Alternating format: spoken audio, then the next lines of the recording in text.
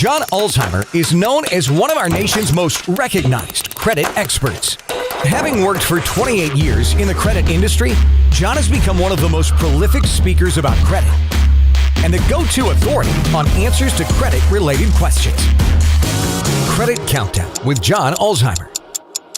Hey there, this is John Ulzheimer coming to you from lovely Atlanta traffic. So today's video is not in response to a consumer question, which is unusual because I love getting questions. Today I'm going to talk about some of the upcoming changes with respect to the furnishing / credit reporting of medical collections. All right, so when you go to the doctor's office and if you incur some kind of medical debt and for some reason the doctor doesn't get paid, they're going to try to collect it a couple of times and then they're going to outsource it to a third-party debt collector, aka collection agency. Obviously, collection agencies are allowed to and commonly furnish information, it's the formal term, furnish, or report that information to the 3 credit reporting agencies, and then you end up with collections on your credit reports. Collections are considered bad by credit scoring systems, et cetera, so it's not a good thing to have those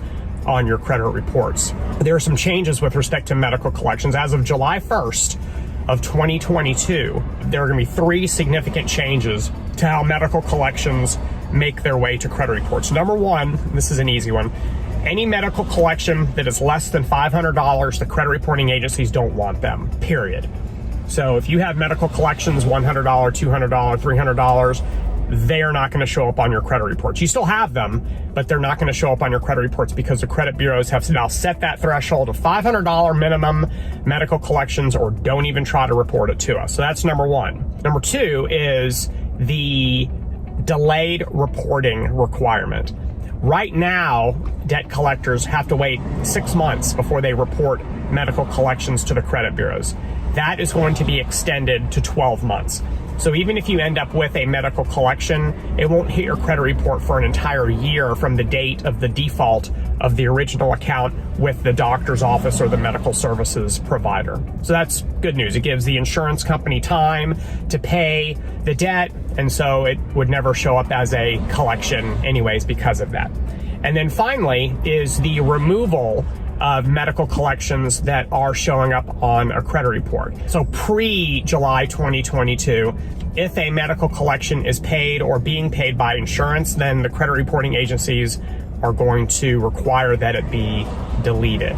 That is going to be extended as of July of 2022 to include any method by which a medical collection gets to a zero balance. So that could be paid by insurance, that could be paid by the consumer, or that can be settled by the consumer. So if any of those things occur, the balance of the collection will be zero, and therefore the credit reporting agencies are going to require that it be removed. All right, so let me recap, because this is all good news for consumers, okay? Number 1, no medical collections on credit reports that are less than $500. If they are there already, the credit bureaus are going to delete them, and they will prevent any new reporting of them in the future. Number 2 is the delayed reporting is going to go from 6 months to 12 months, which is great because it gives the insurance claims process, which is horribly inefficient, time to work through the process and get the doctors paid, and therefore you avoid the need for a medical collection in the first place. And then finally, if you have a medical collection on your credit report and it is paid by you, paid by the insurance policy, or settled, it's going to result in a zero balance, and the credit reporting agencies are going to require that it be removed. So these are all good things for consumers. If I were you, I would check your credit reports to make sure that you don't have any medical collections. And if you do have medical collections, then you can obviously deal with them, because now there are a variety of really good ways to deal with them because of these new rules. Now, keep in mind, this is not the law, meaning that this isn't something they're required to do because of some change in the Fair Credit Reporting Act. This is something that they're doing as kind of as an industry collectively by choice.